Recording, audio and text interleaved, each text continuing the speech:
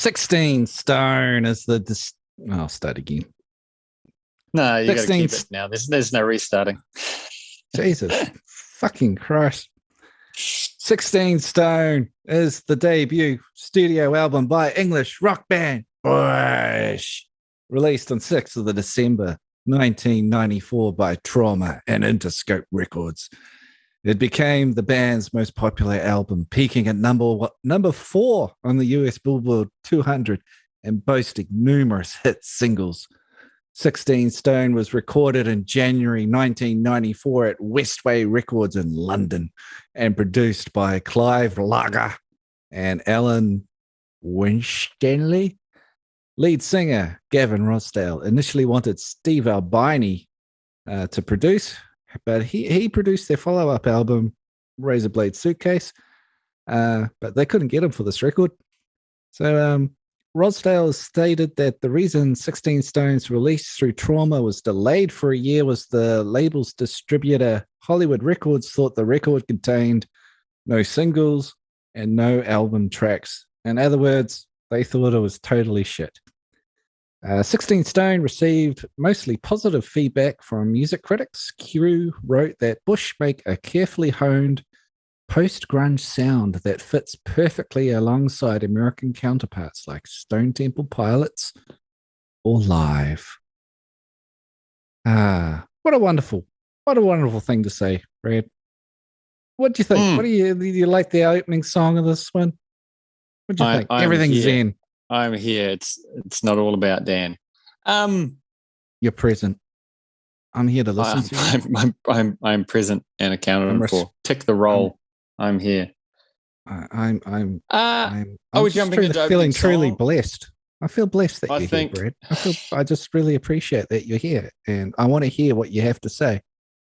We are all blessed. We've made it to 2022. I'll just cut in for a second. I just want to say how much I appreciate you, and that you're here, and I'm here to listen to you. I just really, really treasure your opinions. So please get started. I just wanted to say I think you're a cunt. I have to stay up late at night and talk about albums that change the world with someone who doesn't appreciate good music. I hear what you're saying and I take it in and I accept your cunt comments. I think you're right. Please continue. Excellent. I just break in for a second there. If I can just say something first. Go right ahead. Yeah, go right ahead.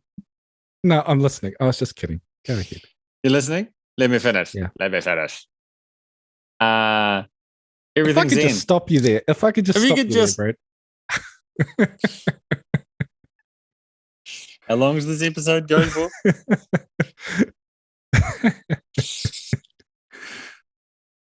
Let me regale you with the tale.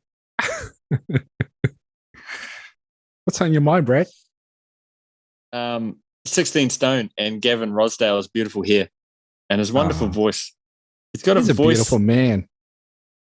He's got a voice like velvet mixed with a hint of glycerine. You see what I did there? Chemicals. That's the title of a song from Bush. I think you're being very clear there, Brad. Is it? Yeah, it couldn't possibly be their biggest single, could it? Not really a pun. It's not a double entendre. It's just you've just referenced a thing that exists in the world. That's it wasn't really clever. With a reference to the album we're discussing. Yeah. So it was mildly clever. Give me that. Not really. Okay. Opening song, Everything's Zen. I think it does really set the tone for the album. You know what you're in for. Distorted, grungy guitars. Did it come out post Kurt blowing his own head off? Released. Yeah, it did. So it came out 6th of December. And as we all know, Kurt did himself in April, or Courtney did it. But either way, he's dead. So this was recorded before he died. So you could still say during the grunge heyday, right? The peak, maybe not quite the peak, the denouement of grunge before the full stop of the shotgun blast. Kapow. So I think I think it fits in quite nicely. I remember loving it when it came out. And this first song, Everything's Zen, I saw on a promo videotape. Yeah, that much. A promo VHS from a record store, and it had 4 music videos on it. It opened up with it did open with this, actually. It was Everything's Zen, the music video, which was kind of weird. Then it had Sober by Tool. And then it had, what was that song, Shine? Who sang that one? Dun, dun, dun, dun, dun, God, dun, dun, Collective dun, Soul. dun. Yeah, that's Collective it. Soul. Had that on it. And then one more, I don't know. It was kind of maybe some dancey thing. But I remember watching Everything's Zen, grew on me. And then the second song, Sober by Tool, was revolutionary. But this one, it was one of those earworms, and it just kept getting in. And I just kept thinking, man, that guy's got a killer voice. And then the album came out, and my brother bought it like a cunt before me. And I was like, but you knew I wanted to get it. It's like, yeah, but I bought it. And I was like, I've only got $30 this week, because that's what CDs used to cost, kids, $30 whole, and you had to go to an actual store. And my brother said he'd give me 16 stone. You had to drive in a car, and we lived in it. Fuck yeah. And it cost fuel. Effort. And you had to talk to somebody in the store and make eye contact and hand them this thing called cash. I think it's pronounced cash. And the fuel cost another $30 to get there and back, you know. You're not speaking a word of the lie there, Dan. You're speaking all the truth. You're speaking Jesus' truth. I lived in town, and I had to walk, like, it was 30, 40 minutes each way. Yeah. You mean they didn't have Lime scooters? We didn't have Lime scooters. We didn't have a fucking bus in Te Puke. Christ. Stone Age, mate. Te Puke, pronounced Te Puke for those that aren't in the know. Where was it going with this? Shut up. It's moldy. It translates to hill. And I lived there my whole life and did not see one fucking hill anywhere. It's very flat. It's just all kiwi fruit, mate. Yeah. Where was I going with that long-winded story with no end? You were going nowhere very slowly. Let me cut in. Let me cut in. There was a band that you loved. Stop you there. Could I just stop you there? They had one song. I should have done my research. It's like a Spaceman song. Spaceman. You just stopped me. You just cut into me, and then you said, "Let me say something," and then you said, "I should have done my research." I don't know what I'm talking about. Hey, welcome to the club. I'm over 40. What can I say? 5 kgbs in. Space Hog. Fuck you, Dan. I got it. It's a Space Hog. What was their big hit? You love Space Hog. What was their big hit? In the Meantime. Yes. So that song was also on the radio, and my brother told me I had to go out and buy Space Hog, and then we could trade, right? So I went, I put my $30 fuel in my parents' car, and I drove an hour to the shop, and I gave my $30 of paper money to the man, and I took my Space Hog, and I played it because I only had one good song on it. I heard that one song, and I went, yeah, it's okay. I'm happy to trade this to my bro. And then my brother was like, being a big brother, fuck you, Brad, I want to keep Bush. And I was like, but you said, give me the album. And I just whined until he gave in. And then we swapped. And he had the shitty Space Hog album. And I got Bush, a revolutionary grunge denouement album. Go down, I'm done. Why don't you just buy what you wanted? Were you talking about the song? Is the song any fucking good? You're talking about traveling for about 10 minutes.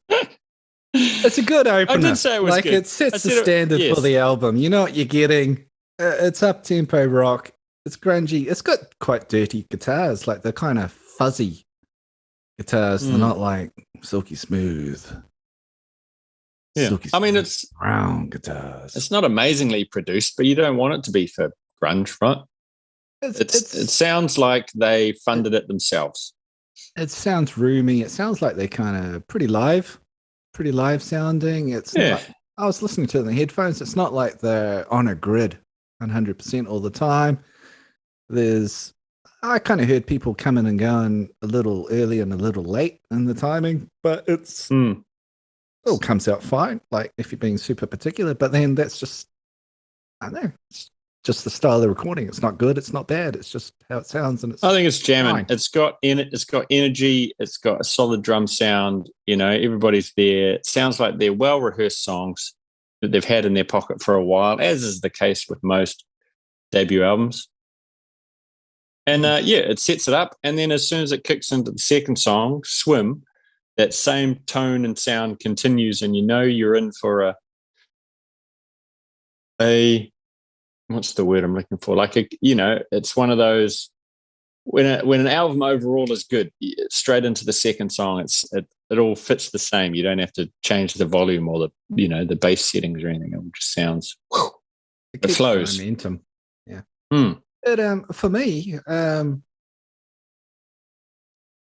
you hear the first song, you know what you're getting for the rest of the album, but it still has variety. It still has the slower songs. It still has the faster spot songs. It rocks. It gets emotional. It's got variety, but it keeps their tone, the sound of their band. I didn't get bored for 1 second during this album. Quite happy with it. The one thing I really enjoyed listening to, I mean, back in 94, I was, 14, 15, and this was, boom, this hit me right in the slot for that mid-teens rock. And I remember, it was fourth form, whatever fucking year that is. This is all we were talking about. All the cool kids had Bush's 16 Stone. At least I thought they did. But back to our point on the flow of the album, I think the track listing almost makes the album. I think you chuck it on, everything's in as the banger, Swim and Bomb. The best way to describe it is I'm listening to the album. By the time I get sick of the sound or one of the songs is a little bit off, they throw back in the bang, like a real bang and hit song, right? You go, everything's in, which was the lead single. Swim and Bomb, they're okay, but they, kind of just sort of samey rock. And you're like, okay, is this going to be the same thing? And then they just slam down Little Things, which is a insanely good song, right? Super catchy, good riff. And then, there's another single again straight after that. And then it gets a bit boring. And then Machine Head jams back in. And then it gets a bit boring. And then Glycerine gets thrown in there. It's well organized, well planned. I think it just sort of has the big hit songs. Like I've got them as the epic songs. Come Down, Machine Head, and Glycerine. That's got quite a few epics. And then the other songs are good. They're fine. They're just not as good, Yeah, they're just there. Mm-hmm. Yeah, they're there. They fill in. You got 50 minutes to fill in here. Come on, kids. They can't all be classics. Wow. No, the 45-second closer of Ex-Girlfriend could have been left off, though, in all fairness. Or put it in there as like a Nirvana-styled secret track, after 5 minutes of silence. I don't mind it because it's actually like, it's a fun little ditty. Yeah, but fucking... when you're down, I don't mind it. I like it. Yeah. It's a fun little song. It's not like full of shit noise that just fucking it's crap and get rid of it. It's at least it's got a fucking chord progression and you sing along to it. No, it's essentially a chorus with no song, right? It's just a 45-second chorus and then it fucks off. Should we write the chorus for it or the verse for it? Sure. So the words are, you only call me when you're down. So I think the next bit should be, fuck you, bitch. Just kidding, you're a cunt. Yeah. I'm hanging up now. Click. Yeah, drum solo. Kill yourself. Suicide is a real thing, everybody. If you feel triggered by Dan's statement, please call the suicide hotline. This episode sponsored by Nooses Are Us. Yeah, fuck off. Fuck off and die. If that's where you're at, fuck off. Just kill yourself. No, the world's overpopulated. Go call a suicide hotline. I'm not interested. You're bullshit. Jesus. That's it. It's not our problem to like coach people out of doing themselves in. They can call a specialist. On we go. Back to the album. Yeah. The thing about Bush for me, they were never a top tier band. Like, it was Alice in Chains. They were it was totally a Tool. top tier band. What are you talking about? No, they sold. Bush This great. album sold like 14 million records in the US. It sold squillions around the world, but for me, they were never. All right, your radar. Edgy enough to be the Dan cool radar in the territory of like Alice in Chains, who are a band that I kind of only like a few songs, to be honest. You know what I mean? But it was. So wait, are you putting Bush and Alice in Chains on the same tier, or are you putting Alice in Chains above Bush? I'm putting Alice in Chains at the cool kids table, and Tool at the cool kids table. But Bush never made it to the cool kids table for me. They were always, for some reason, not quite the cool kids. Well, they're British. They're British, aren't they? You can't be cool if you're British. You can't be cool if you're from the States. Yeah, there was always some funky stuff with Gavin Rossdale. I don't know. I would rate Bush much higher than Alice in Chains.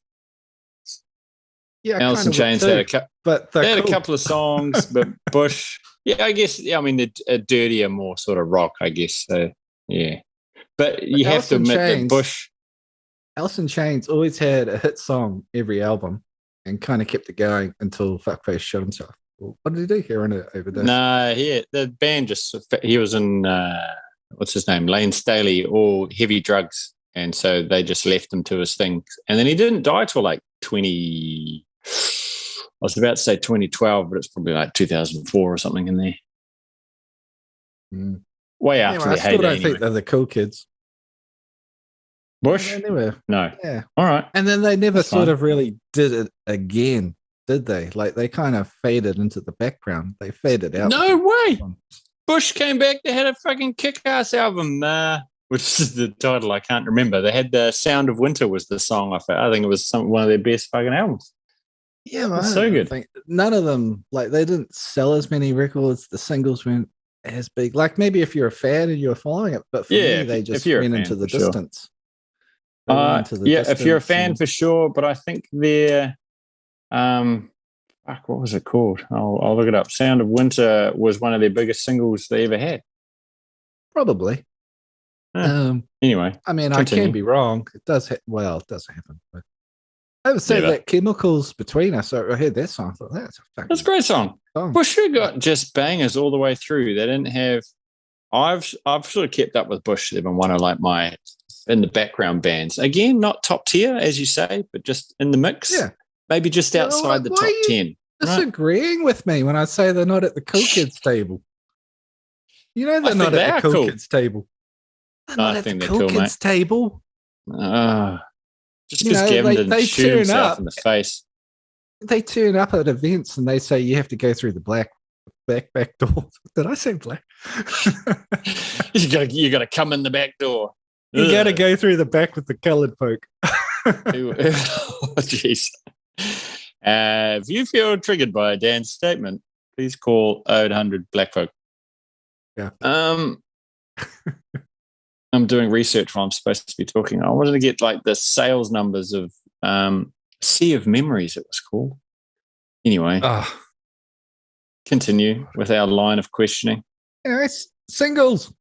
Better get going. Singles. God, you wasted everything's in minutes talking about traveling in cars. They Come That's Down. How long it took to get anywhere. Apparently, Come Down was like the first song he ever wrote. Oh, Gavin Rossdale. Gavin Rossdale wrote all the songs. He's a hit-making machine, this boy, isn't he?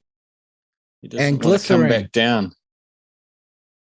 I would say Glycerine was a standout track for me. That was like, I heard that and I went, wow, it's grungy, but it's a pretty song. Yeah. And it's just simple and it stood out for its simplicity at the time where every band was trying to be gang. Yeah. I remember it hitting hard. It was a good hit single for sure, though it's kind of been the curse for Gavin Rossdale in that every subsequent album, like every one of them, has a rewritten version of Glycerine, almost just identical, a few different chords, but that same distorted, heartfelt electric guitar on its own and then some strings. He does it on every album. And you just sit there going, oh, Gavin. don't rewrite it again. And then the album comes out and you're like, oh, I wonder which track's going to be the Glycerine rewrite. And sure enough, like track 8, 9, or 10 will be the Glycerine rewrite. And if you don't believe me, go and listen to a song called Bone Driven by Bush. It is Glycerine Part 2 off one of their albums. And it's a fine example of what I'm trying to explain. I like Metallica are up to 3 versions of The Unforgiven now. That's right. Yeah. You have to give it to Glycerine, though. It is like the most bone dead, overused chord progression in the history of the world as well. Like it's the same chords, sure. A million songs. Like When I Come Around, and it's if you've ever seen those dudes that do the Coldplay songs and they just like every song's the same, they just change the key, maybe the tempo a little bit, but it's the same song over and over again. Glycerine's one of those songs. But you know what? These guys are making millions of dollars, so we're missing a trick if we already know the chords.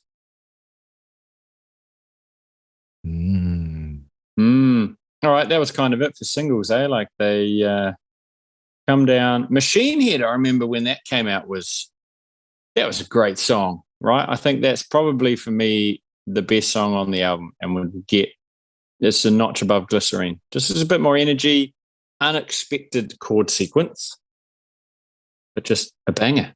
Absolutely. Is it? Machine Head? Fuck. What's wrong with the chord progression? I don't know. It's just something different. That's what I'm saying. It's not like your Glycerine, which is the one everybody uses. I don't know technical terms. What are the chords? Some bar chords going up the frets. Well, let's. I mean, do you want me to? I thought you were going to say something like. I thought you'd have something to back that up, but no, it's just some bullshit statement. Who do you think you're podcasting with? Someone who does their research? Yes. No. Okay. Machine. I just sit here and Google everything I'm going to say. What? Should I be doing this podcast with Google?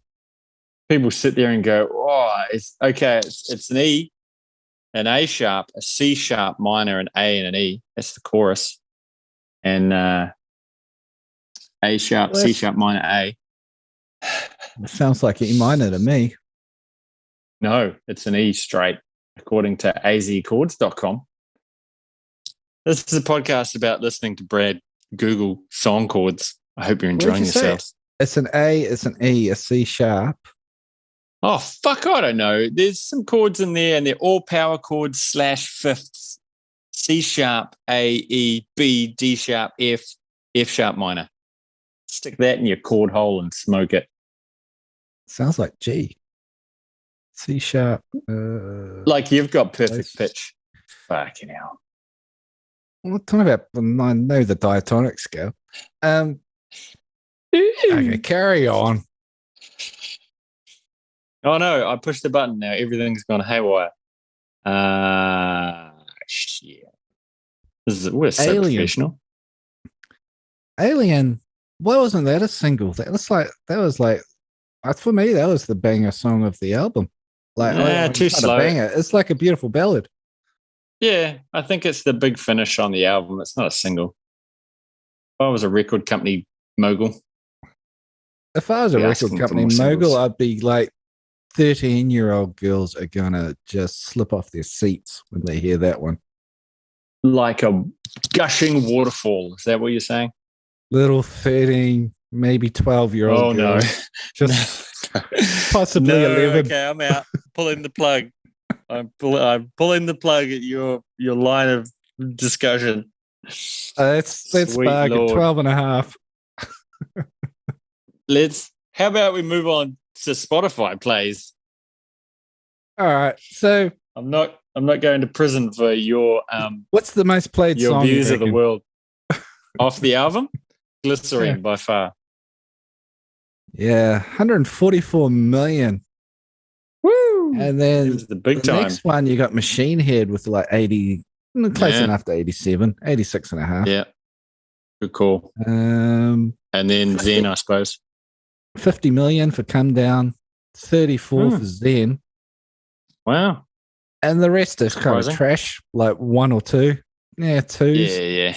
I mean, top three is all we care about, right? Alien, 2.5. So way down. Oh, yeah, almost nothing. What do And then people know? ex-girlfriend's just under 1 million. So Mm. kind of blows me away, that one. Now, Gavin, he's a beautiful man. He's a beautiful He's man. a good looking man. Still is. Still is. He's holding up good. He is. Yeah. His voice is great. His hair's great. What a cunt. Yeah. It's a bit He was married disappointing for the rest of us. He was married to the bouncy chick from No Doubt, wasn't he? Gwen Stefani. You want to find the worst video on YouTube before you get into your story? Look up Gwen Stefani singing Glycerine with Gavin Rossdale at a live concert. Oh my God. Them's was ground for divorce. She wasn't much of a singer, was she? Like, well, she's a character singer, right? Yeah, she's a character. Anyway, so Gavin, he fucked up their marriage. Dude. He fucked up their marriage. He he banged the nanny. He was rooting the nanny for 3 years, apparently. This is all unconfirmed speculation and rumor. Oh, right. But you're putting it out there in a podcast like it's the truth, right? You're just dragging his good name through the dirt. Gavin's screwing his hearsay nanny. Probably didn't even have a nanny. So they had a nanny and her name was Mindy Mann.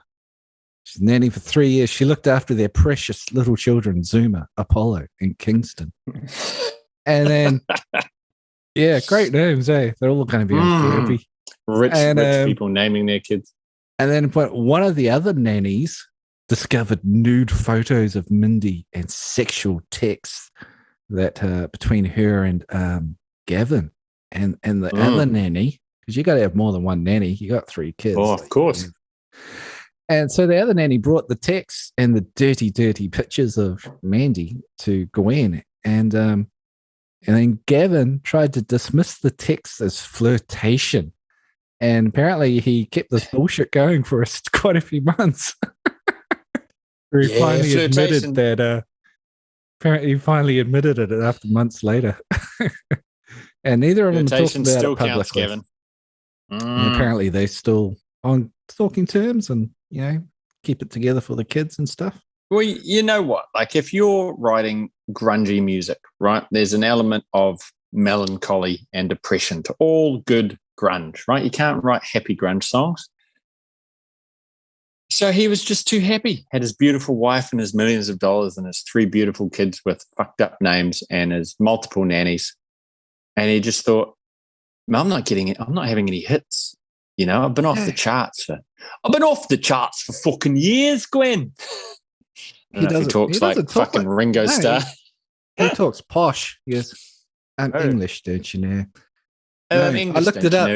Mindy Mann. She was quite a cutie. She was a little blonde cutie there. Like, what do you think? The other nanny got jealous. He was banging the other nanny too. Oh, maybe all the nannies got together and took rude pictures just to frame him. If this was a true crime podcast, that's what would have happened. Oh, it sounds like he's the victim in all this. Oh, Gwen, I am the victim here. Pass the tea and crumpets, please. I'm going to write a fantastic album now that we've broken up. Thank goodness she didn't find out I was fucking all of them. Yeah. Hey, you remember Arnold Schwarzenegger? He got caught banging the nanny, and she was not the most attractive horrendous woman on the planet. No, she looked like, yeah. I mean, no offense to her, but she wasn't a model. She was like the maid on Family Guy, that Mexican maid on Family Guy. It's no, Mr. Schwarzenegger, no. And then when the world found out, they all went, well, yeah. Like, no one was like, he's having he had a super hot wife. Yeah. It's terrible Maria when they got a super hot wife. Yeah, and they go for the horrible looking maid. Hugh Grant. Hugh Grant, and you got that prostitute. What was that? Oh, that was grotty. Divine something. Yeah. That was the she was embarrassing bit. Oh, she was not divine. Well, that's the irony, right? When you put this, you take the shiny CD that you bought when you were 16 years old and you shove it into the slot of your CD player and it catches it and it sucks it in and then automatically plays track one after spinning up and getting up to speed. And the music starts playing dun, dun, dun, dun, of everything's in, right? Great start. How often are you reaching for the skip button once this album starts? I mean, I got no filler songs on this one. I got None. my epic, I got my decent, I got my filler songs, and I've got no filler songs on this album. They're all either epic or decent. Nice. Even ex-girlfriend. No, don't mind it. Fun little song. Nice. Yeah, I definitely. So you're not skipping at all. You're playing it from start to finish. Yeah, I mean, I would. There's solid. Probably like songs you would go, oh, it's not the good one. I'll just skip it to the hit, but it's not a bad song. Yeah. Like the time you just let it go by. There's nothing. Right. Offensive. Okay. Yeah, nothing where you're like, ooh, this has pulled me out of it. Like I said earlier, I hadn't really listened to this album front to back since high school, to be fair. Like the tracks come up on shuffle every now and again, mostly Machine Head, that always gets thrown at you. And I was pleasantly surprised just sticking it in the car. And it's a killer driving album. It's just every song, one after the other, was like loving it. I guess it would slightly depend on your mood, right? You're not going to put Bush on unless you're in the right mood because, it's all just Gavin's voice. Gavin's and he's always got that, in the mood. Yeah. That raspy Gavin voice. But every single time, I'm skipping one song. I'm not listening to Ex-Girlfriend.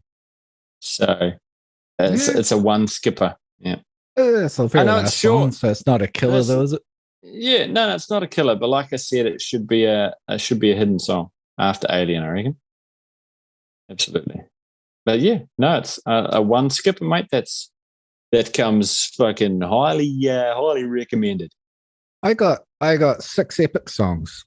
Everything's in, Little Things, Come Down, Machine Head, Glycerine, and Aliens. That's 6 out of 12 songs are epic. Well, yeah, but you essentially picked the 5 singles. So your epics are the 5 singles, so they chose well. And then Alien is, like a great ballad. So, yeah, sweet. The others are what I would call maybe not filler, but you're definitely waiting for the next hit song. I think. They're all right. Not reaching for the skip. Yeah. Yeah. That would be intense listening, though. If it's just on the background, you're just going to forget it, though, aren't you? And let it run all the way through. Yeah, for sure. For sure. Yeah. You could easily put this on in the background. But I think I personally prefer the second album to this one. I really like Razorblade Suitcase. I found it was a bit deeper, more harsh production. So they did get Albini to do the follow-up. And it sounds a lot like... Can I stop you there? Like, what album were we reviewing there? I mean, really? Razorblade Suitcase. Oh, right. You don't want me to talk about the second one? Future episode of the podcast? Fuck you. We don't do bands twice. What? Yes, we do. You told me off. There's no rules? Okay, that's great. Well, we'll do that in the future then. Yeah. What the hell are you talking about another album for? Well, it's just saying I like the next one better. It was this second album. We can talk about future albums. Okay. Well, I didn't mean to upset you. I'm sorry. You have your So,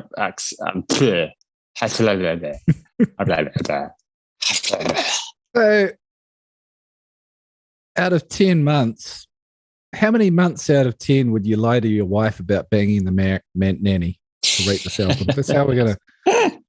10 months or like 1 month? How long can you hold out? I do like this album. I would hide that terrible secret for, I'm going to say 8.5 months, mate. I'm getting very close to the 9-month mark. I really enjoy this album. 8.5. I would lie to my wife for 8 months. Easy. It's a good album, isn't it? They're not the cool kids, but they made a bloody good album. They did. They did. Yeah. So we're almost close. Here comes a lot of cat meowing. You ready for it? Oh, he's quiet. He must know I'm podcasting. You're making a lot of noise. Oh. No, he's stopped now. Meow. Just came in the door. All right. Well, that's the end of Bush's fucking 16 stone. Maybe that was the weight of the nanny. Huh? What does 16 stone stand for? It's the weight of Gavin's big manly balls. Write these songs. Because 12 stone's quite heavy. 12 stone's the average man, isn't it? I don't know, Stone, mate. We were on the fucking metric system. Yeah. All right. And Gavin's quite a thin bloke, so 16 stone is the weight of Gavin banging the nanny on a set of metric scales. Yeah, that sounds about right to me. Yep. So Gavin's scrawny man ass and the maid in one messed up, sweaty, juicy pile. Okay, well, I think we've sorted that mystery out. I think someone can update Wikipedia and put that fact in there. Excellent.